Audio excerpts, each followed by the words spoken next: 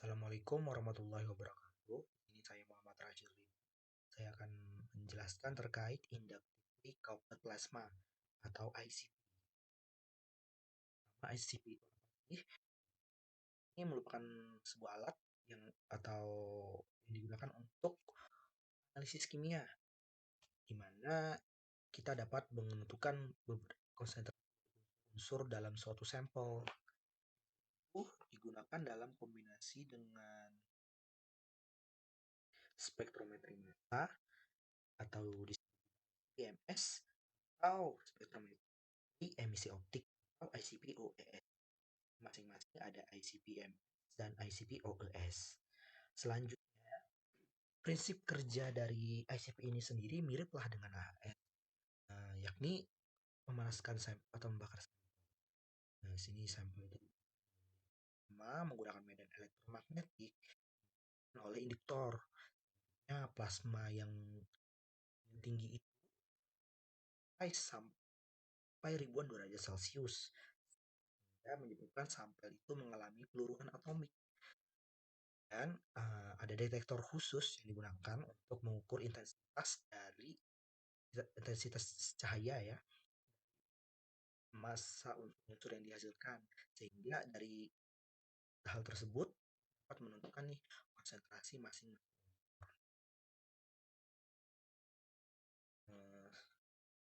Kita di sini adalah prinsip kerja. Pertama, kita persiapan sampel yang kita mau uji itu kita siapkan dulu untuk dianalisis berbagai teknik seperti pengenceran, ekstraksi, atau filtrasi.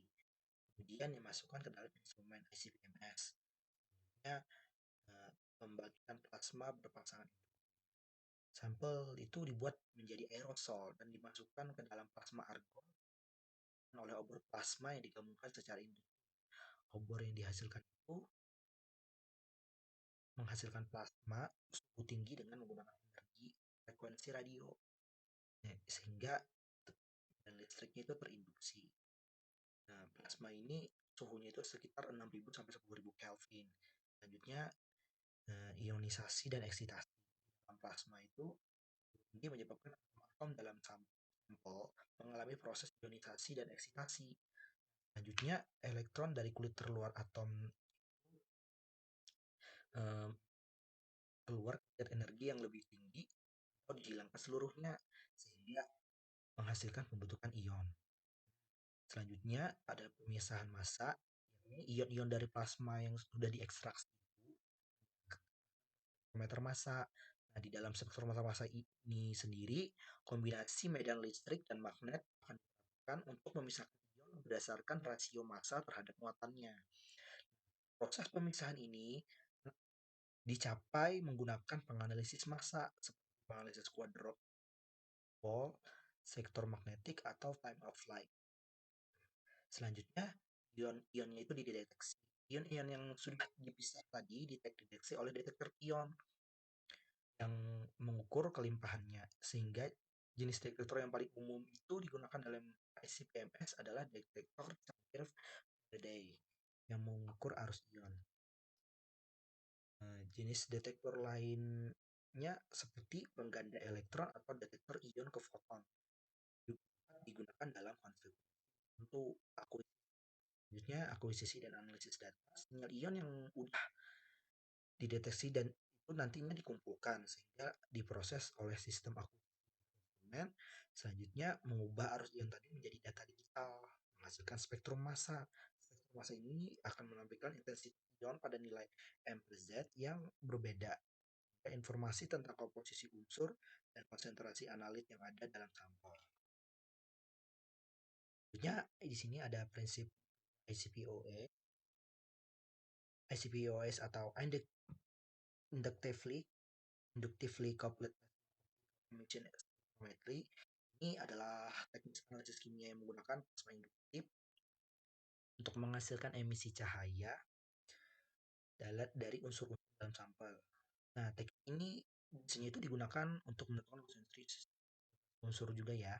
Selanjutnya proses itu melibatkan pemanasan sampel jadi plasma induktif Nah, saat sampel udah dalam keadaan plasma, atom-atomnya itu terionisasi dan kembali ke tingkat arah. Saat kembali ke tingkat energi ini, mereka melepaskan energi dalam bentuk cahaya.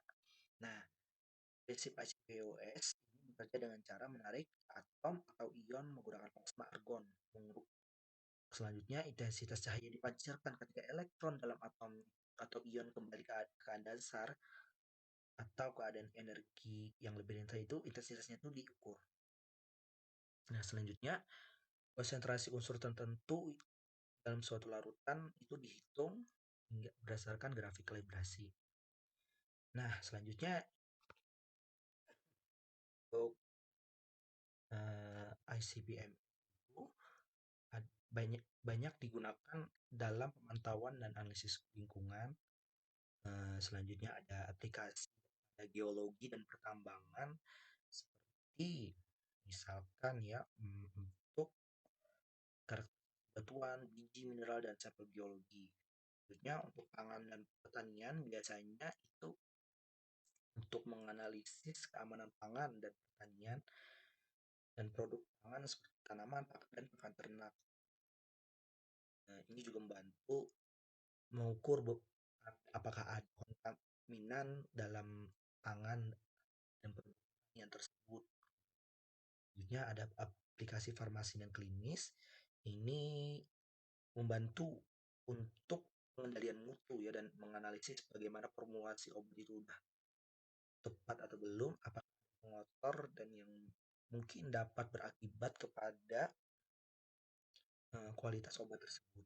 Ya, untuk analisis forensik ini gunakan untuk menganalisis unsur minyak, misalkan residu tembakan, analisis lembut dan serat, serpihan cat, dan lain-lain. Selanjutnya untuk ilmu material dan aplikasi industri ini digunakan untuk pengendalian kualitas dan pemantauan unsur pengotor dalam logam, paduan keramik, bahan elektronik, dan bahan lain. Selanjutnya untuk kesehatan biomedis itu biasanya digunakan untuk mempelajari biokimia logam, toksisitas logam, dan menyelidiki bagaimana penyakit yang terkait dengan logam. Selanjutnya untuk nuklir dan radiokimia, ini biasanya digunakan untuk mengukur rasio isotop dan nuklir.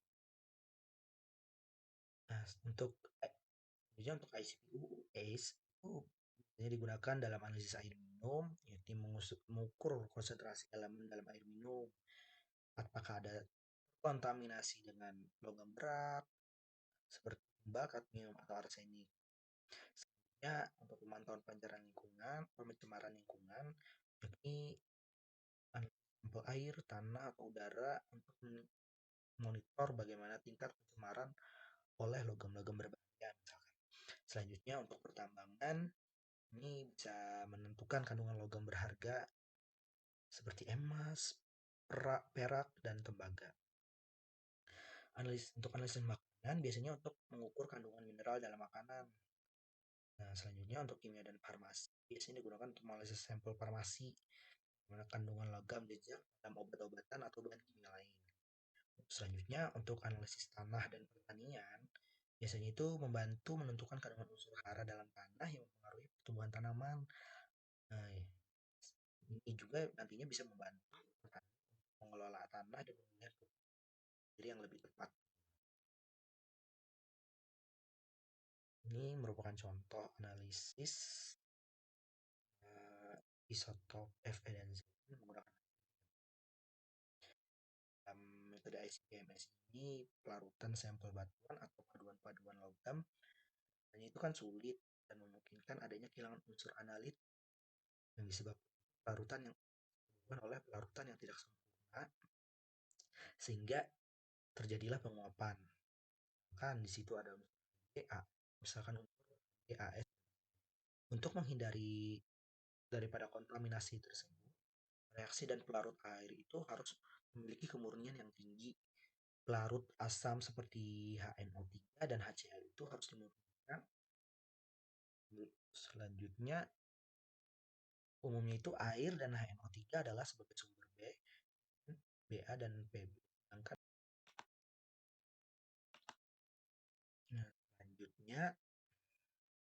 eh, efek umumnya air dan HNO3 adalah sebagai sumber B, SN, Ba, dan Pb kan tadi. Biasanya sebagai kontaminan gas air. Memori ini memungkinkan terjadi tetapi bisa direduksi atau dieliminasi dengan cara memasukkan HNO3 1% ke dalam plasma selama 2 menit antara pengukuran sampel dengan sampel lainnya. Selanjutnya itu contoh yang lain ini adalah uji validitas analisis Fe dalam sedimen sungai, kali garang dengan FAS HCPO. Uji validitas sendiri itu dilakukan terkait uji linearitasnya, akurasi dan presisi serta penentuan limit of dan limit of kuantitasnya.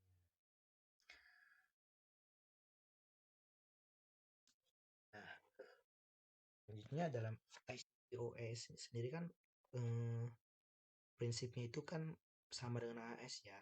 Yang dideteksinya itu adalah plasma, hingga ICP ini tetapi bisa untuk semua elemen gitu. Boosting argonnya itu 40 liter per menit sehingga lumayan mahal. Dan ICP ini merupakan bisa disebut juga ya gabungan dari AS dan SR. Konsentrasi yang dideteksi ini bisa lebih rendah, yakni dalam part per milion dan dapat mendeteksi semua panjang gelombang sehingga itu lebih cepat gitu loh prosesnya mengetahui unsur-unsur tersebut. Ya, sekian presentasi dari saya.